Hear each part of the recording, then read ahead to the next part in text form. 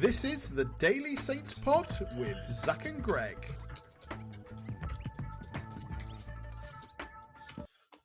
Hello and welcome back to the Daily Saints Pod. My name is Greg, and as always, joined by my good friend and wonderful co-host Zach. How you doing, mate? You all right? Yeah, I'm good, mate. It's been a long day for me and a super energized one for you. Yeah, that's it. Yeah, we're here today to talk about player power, right? We had somebody ask us about that question to do with Alfie's tweet. I think it was last week where he was talking about who he would keep in the team. One of those people who has now permanently left the QPR.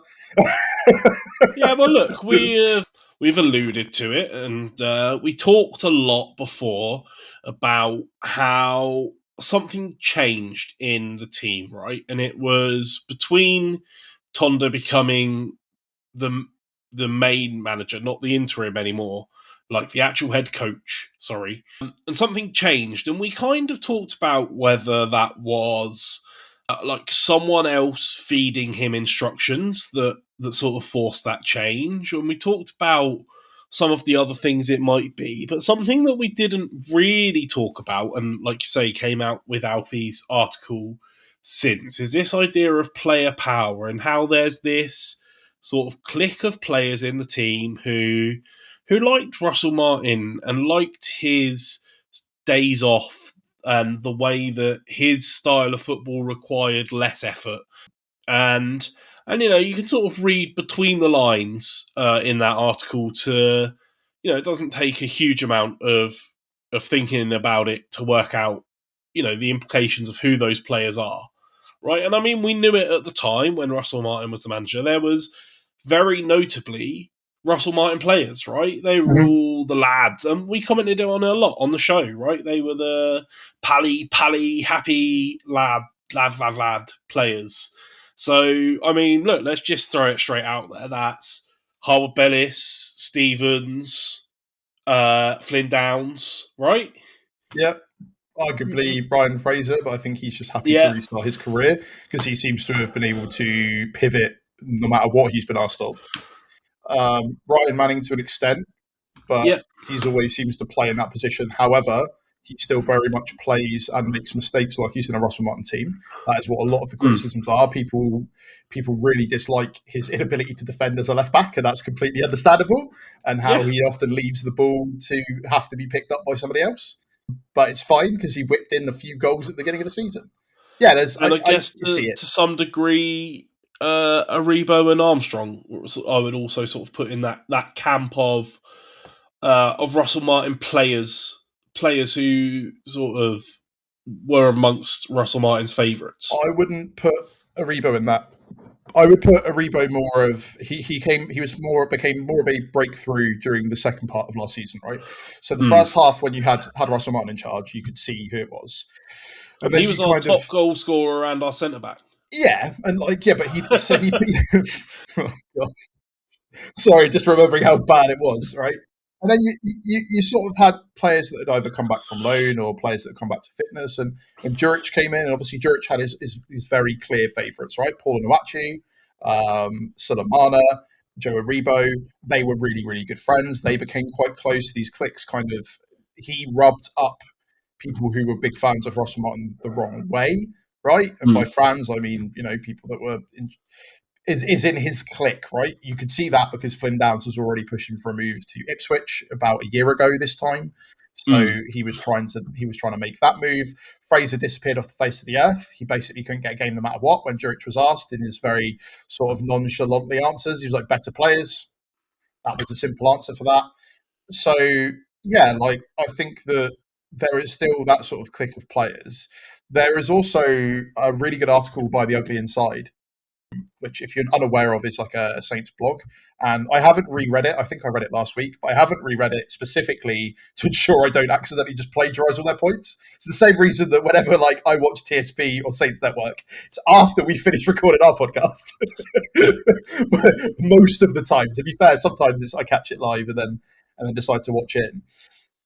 It's a really, really good article. But one of the things that they bring up in that article is the earlier rumours in the season about a player captain being really, really unhappy right? And we never actually got a resolution to that. Like, there was lots of speculation that it was Watford. There was lots of speculation across the board as to who it was. We kind of dismissed it as we did not think it would be us because of the relationship between Jack Stevens and Will Still being quite evident, right? And the days that he was dropped, he was still there and sort of cheering the team on. But as things have been going on, like, it does kind of feel a bit different. And as modern football evolves in general, there does seem to be a bit more player power. And, there is a systematic problem with clearing set pieces. And it doesn't matter which coach you put in front of them. I just wonder how fundamentally Russell Martin changed the culture of the football club. And I'm not saying in a sense of the tactics. And, I think you and I have both talked about, that sometimes that you can see them kind of default to passing around to the back. But somebody made a very good point to me at one point, which is, not every single passing around the back can be blamed on Russell Martin. Sometimes that is just players playing in a way where they go, oh, I don't think I fancy that. But from a cultural standpoint, when it was good, it went well, right? We had, probably the best atmosphere we've ever had was that playoff game against West Brom, and that was a Russell Martin side. Let's not forget it. It wasn't the best football to watch most of the time. I don't remember the last time I remember having really good football to watch, to be honest. Probably like Pochettino era, maybe Cuban, which is why we're so trapped in going back to those times. But yeah, something fundamentally, culturally had to change after we dropped out the Premier League, and they brought Russell Martin in, and he definitely did that. And Alfie even questioned Tonda on the SCART issue, and he specifically and weirdly dismissed that almost immediately. Like, I can't talk about the past. I'm like, well, if you don't learn from the past, how can you plan for the future? Because regardless of whether or not you think it's the past, there are a bunch of the players here, some of whom you would have referred to as deadwood, that are still here and in those positions. And as the modern game evolves, player power is significantly more important. Have a look at clubs elsewhere. Have a look at Mbappe. Have a look at, I can list everything that everyone's going to know. But I do wonder how much the players have behind the scenes and how much of an impact they have had. Because, yeah, you can blame Sports Republic. Yeah, sure, you can blame the managers. But when you talked about it in that FA Cup game, Greg, when the spine of the team hasn't changed and the spine of the team are the ones that keep causing the problems, what do you do? So, yeah, I don't know. There's lots of talking points on it. Greg, I know you have loads to say. I've spoken a lot for 5 minutes. You've not interrupted me because you're being nice, but please interject, my friend. No, I mean, look, you're exactly right. It's fascinating to me, and I can't help. I mean, I'm such a solution-orientated person anyway. Like my mind immediately jumps to, well, I mean, if that is the case, or I mean, even the fact that it's been hinted at by Alfie House, and we sort of you see it in like you say, we saw it with Flindhouse trying to force a move to Ipswich, and that was quite a public fallout as well. Armour went on loan, remember? For West Brom, he didn't do a lot, but he went on loan because he wasn't getting game time either. So, what's the answer? Is the answer give in to these players and get them to actually do something, or just bin them all off and ship them out, start again from scratch? And I don't know if there's a right answer there is the problem. I don't know if you... One of my arguments against is, what do they want? Yeah. because the problem you had is that if what they actually want, which was rumoured in the summer, right? It was rumoured even after Will Still went that the players would be open to a return of Russell Martin, right? Which, okay. Again, to be clear, these are rumours. We don't know if they've actually said that. But one of my only counterpoints to this idea of player power is, what do they actually want? Is it just that they want to be on the pitch ahead of other players? Well, I guess that's kind of succeeded for some of them, but the captain currently is kind of being rotated with another young centre-back, right? That's happening. Downs gets games, but honestly, it looks like he's had more battles against his own fitness. Armour's getting the most games because, I don't know if he still is, but was the top scorer in the Championship, so you're not going to drop him. Manning, well, for a long time, Wellington had an injury. Wellington went out for a while. Then he had the red card incident and has slowly been worked back in and started the other day in the FA Cup. So, okay, what do they actually want? This is the only argument I have against it, which is like, what would be the objective of all of these players in the culture? Is it as you said, to just have to do less? Do you think people are content with winning, like not winning? I just don't see that being the case. Like, some of them have got moves and moved on, and as we discussed yesterday, like potentially some of them onto better things. I saw an argument when with Baz obviously now confirmed to go to Stoke. It's like, is he going to become suddenly amazing like the rest of the players that leave us? So like, bar maybe Bednarek, we discussed a string of players yesterday that left us that have not gone on to more illustrious things. They might have gone to a Champions League side for the time being, and then, but again, Solomana. I spoke to you yesterday. I had a look. I decided to have a look at his game stats, right? And he's played 6 minutes in the last 3 games. So he's unused sub for 2 of those games, and then he came on as a sub for 6 minutes.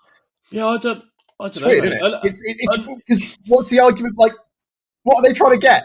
More money? They already have the contract. More days off. I don't know. I don't know the answer. I mean, look, I don't know what the answer is. I don't know if we're going to be able to solve it this window. I think that if you factor it into the team as a whole, though, and who we presume, right, or even assume, right, like we're taking our best guess based off of what we see out of the club, right? We don't go to Staplewood, we don't really know what's what, but what we see and what we get from the club and what we read from the reporters, and what's presented to us, we can deduce that. So what we need a centre back probably now, if that's the case, because it's one or two of them, and if it's a case of break up the group.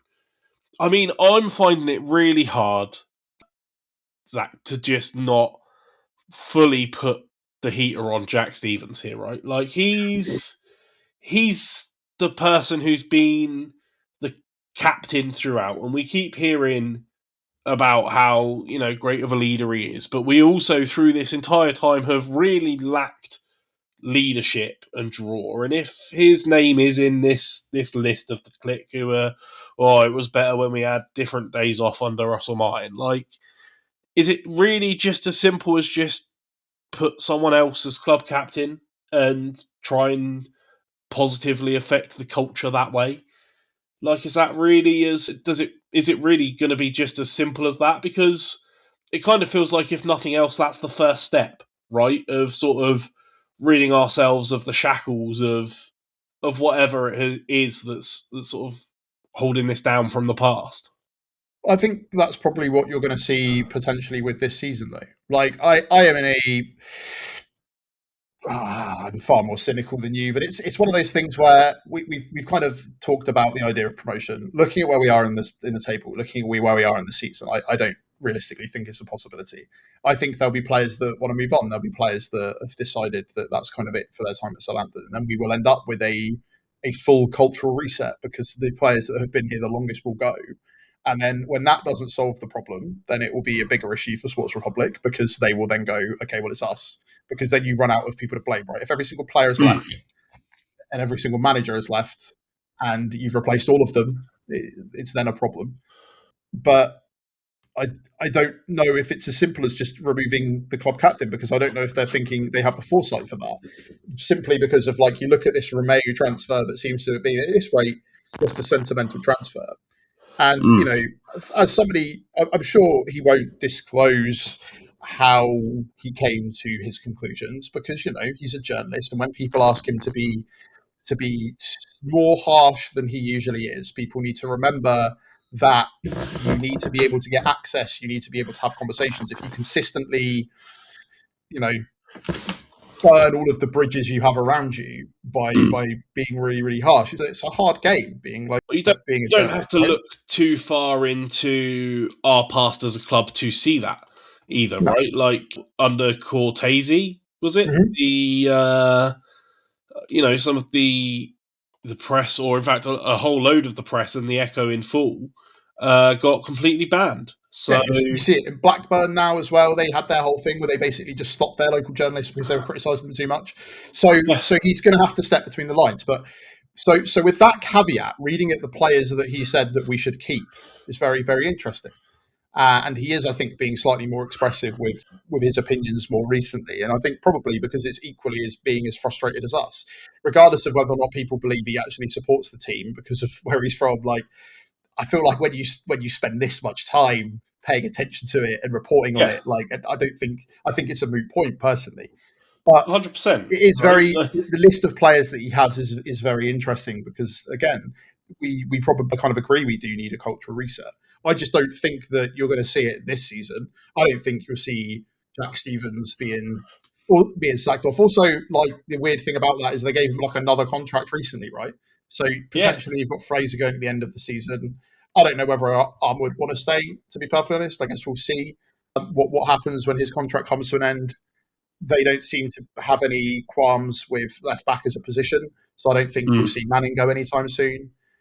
Downs, I think, hasn't expressed any interest to go anymore since the whole Ipswich incident, but shows you, there's a bit of flakiness there. But then he's been ill. Like we don't know who they are as human individuals, and the other and I know again I'm flicking back and forth because I have lots of thoughts about it, and not all of them make sense together. Uh, Equally, when I ask, when it comes to power, what they actually want out of it, the other argument is like, how often do people go into their workplace and actually thinking about that? Yeah. like who is this cold and calculating about the way they do things? Do you genuinely think like they have like a book club or like they meet up like once a week for beers and they sit there and be like, right lads, so this is what we're going to do this week to try and make sure this works? And obviously there's like subtler social engineering things that can happen for sure, but I also, yeah, they might just be like, yeah, I really like that time under Russell Martin, I miss it. Why? Well, we were winning lots of winning / drawing lots of games. It was real big buzz of positivity. He was a real likable, charismatic guy. Because somebody commented the other day on one of our YouTube episodes, Greg. Like, could the problem be the fact that like you seem to hire managers with the charisma of like a wet blanket or whatever? And like that's true. The last couple of Yeah. you'll still one of the first criticisms they had was he's not loud enough, and Yeah. ultimately, whether And you rightly or see the wrongly, same they the same with Juric, right? And the yep. same, to some degree with Tonda. Like he's got this sort of strange charisma about him Yeah, that's kind of feels a bit like it's you don't know almost what he's slightly going to off do next. putting. But yeah. Whereas But George it's not had like the one word answers, but you know for a fact that he would go into the dressing room and give him the hairdryer treatment, which I yeah. think is just well too much of a swap for them from like Russell Martin, who and I think that maybe there's probably a lot of guilt with that. Like they don't want it, they don't want to go down, they don't want to be that team, and they're going to have to live with it, like whether they like it or not. And for some people, they can live with it and move on to better things. And I'd say that in Bednarek, like it's been widely reported that he's won like what four in a row for like best defender in the Portuguese league or something, 4 weeks in a row. Rightly or wrongly, some people go on to greater things, but if not, they're the ones that are still here, and because of the way that they think that things should be, we don't have a manager. We have a head coach, which is why I kept banging on about the Man U comparison so much because like who is actually in control. I don't know if the players have as much power that they think that we do. I do know that they are in control of their performances though. Yeah, And some of the 100%. people that have been criticised heavily for their performances do make up that cohort. So it could just be we're putting two and two together. Yeah. I mean, look, whether it's like a deliberate like you say, it's really unlikely to me that it's like a deliberate, like, oh, we're going to be rubbish today because we want more days off. But like, it's the sort of thing that it can affect your mood, which can affect the mood of people around you. Which, like I say, it effectively comes down to the culture and the influence, and maybe. I mean, you said that bringing Romeo in really was like a sentimental signing, but really maybe like that mentality that runs through the team. And maybe that's why Romeo was brought in because no one's ever described Romeo as soft, right? Like it's not in his repertoire. And so maybe they were hoping that having him just around the locker room, even if he wasn't going to get a lot of minutes in, would sort of instill this fortitude into some of the other players who are, clearly struggling with it. And, like I say, be that as like social osmosis or or because they miss the better times, or because they hurt him, whatever it is. Like, it just needs to get over it and play better. Like, it's hard, isn't it? It's hard to put it into context. So in our job, we've gone through so much cultural change and shifts, and this is the work we do outside this podcast. As most people know, me and Greg work together. And there's we could sit and talk about the fundamentals and the cultures and how some days it just kind of almost feels like the air itself can suck out of you. But then there are other times where everything's going really, really great, and you go in and everyone's buzzing, and it's got, obviously, with football, those emotions are so up and down all the time. And when you have something like what happened last year, I just think it's really, really hard to get that out of you. And we can say, "Oh, you'll pay thousands of pounds to get on with it." And when I'm angry and annoyed and we've lost, yeah, I'll probably say those things. When I'm cold and hard and logical, like the way that I'm trying to think a little bit today, it's like I just don't think it's as deep as we think it is, and I don't think it's as simple as just be better. It's like a self-fulfilling prophecy as well, right? Like, you try and get out of the mindset of this, of whatever mindset it is that's causing these sort of poor performances, or just falling short of whatever, right? Falling short of their expectations or of our expectations, or however you want to put it, and then you try and get away from it, and actually, like you say, it's so up and down in football anyway because of the emotions of the game, but also it's also publicly visible, like the fact that even the fact we're here, sitting having this conversation.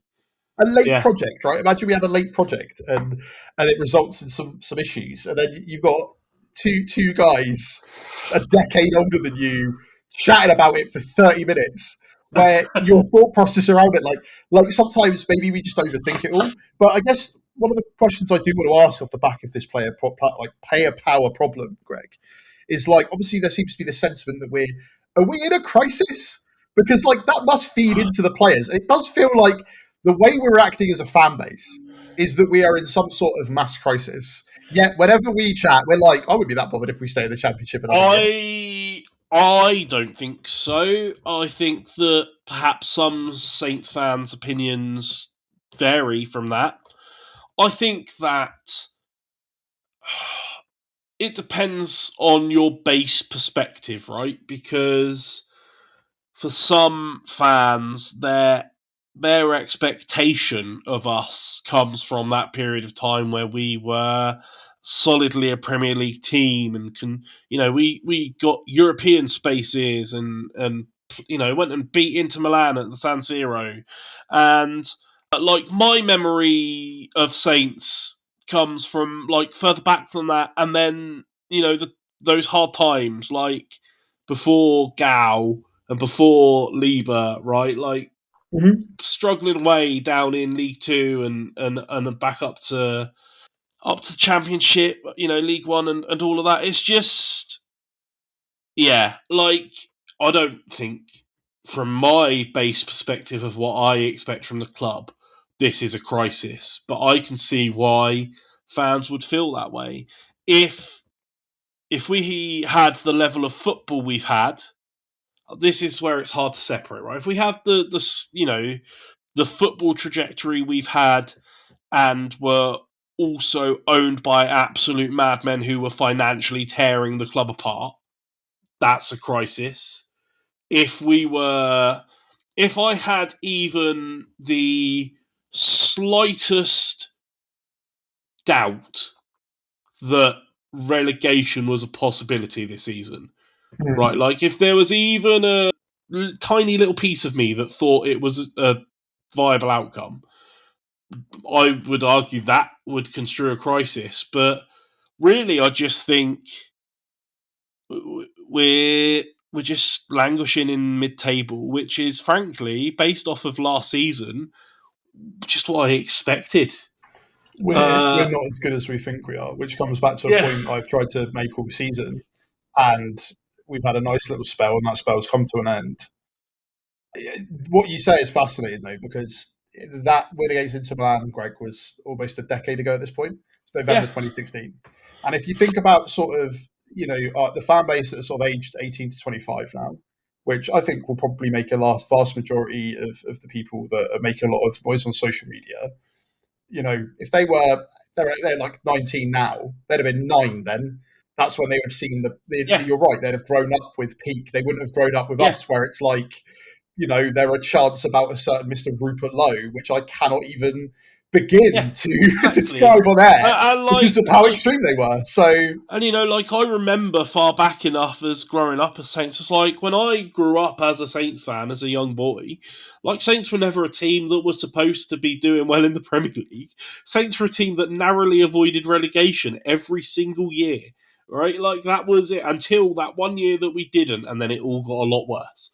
So I think it depends on what your base of expectation for the team is, because from as long as I can remember, Saints barely staying up is just the expectation. So I don't know, but like I say, that's not to say that yeah. it's invalid for people to feel that way.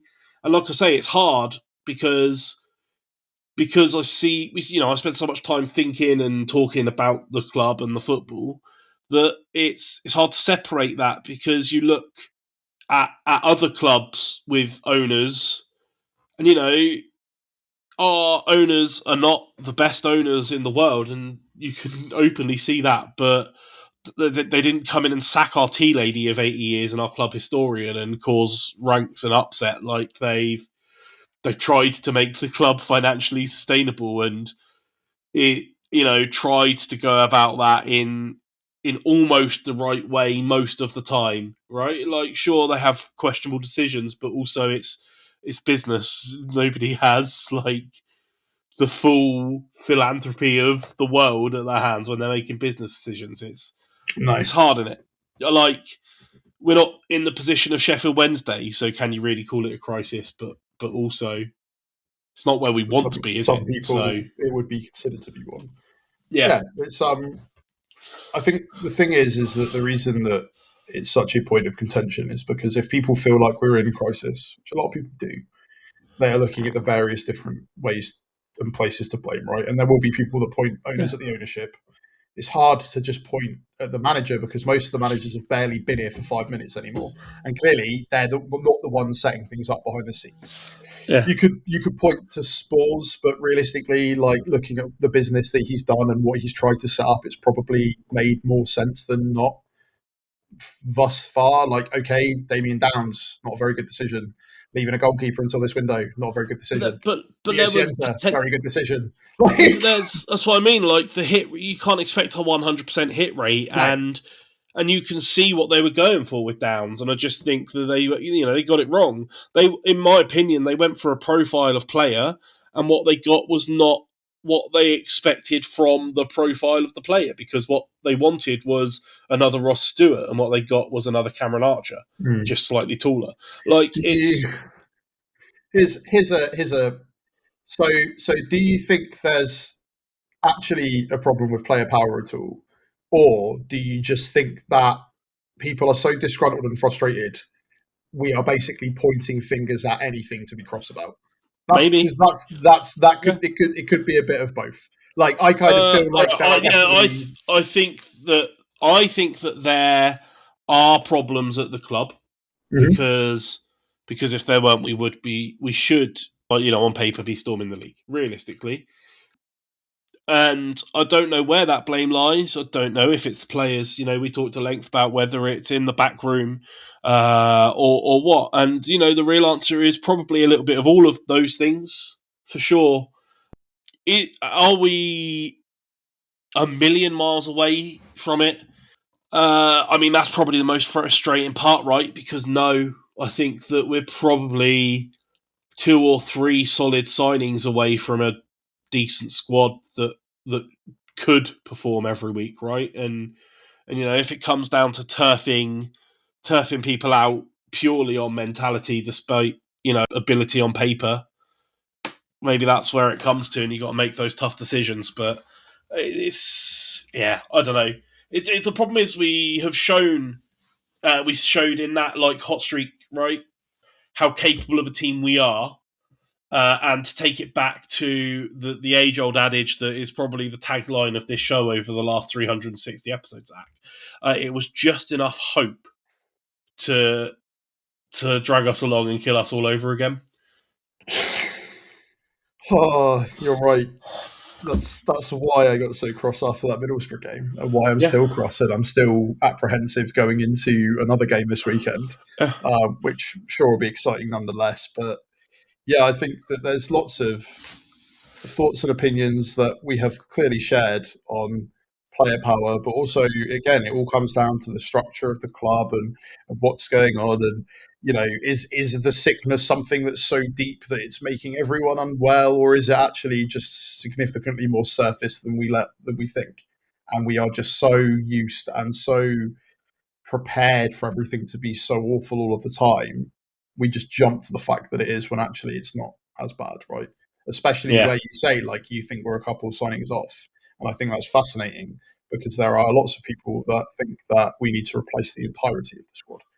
Bar the new I signings don't made, think so. that's true. I think that there are, you know, I think that there are areas we could solidify immediately, like a tall defender who can clear a corner and play in a back four, and that almost immediately shapes up the rest of the team in a way that can play in such a way that they've shown they are able and capable to do, and push them to do that every week instead of just only under an interim manager. I don't know. I don't know what the problem is, but hopefully we'll just start winning games. Then we don't have to talk about it anymore. That's It was a really nice period of time where we got to forget about all of the ridiculously crazy conspiracy theories and this idea that, you know, when you say all we need is a tall centre back to play a back four, I think, as Tonda pointed out, mate, we don't actually, doesn't matter what formation we play, we just need to play better, apparently.